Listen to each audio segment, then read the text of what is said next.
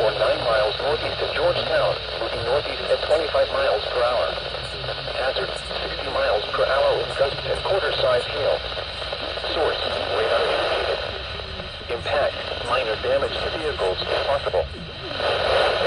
Roof, trees, power lines if possible. Locations impacted include Lewis and Milton. For your protection, move to an interior room on the lowest floor of a building. In addition to large hail and damaging winds, close-to-ground lightning is occurring with this storm. Move indoors immediately. Remember, if you can hear thunder, you are to be struck by lightning.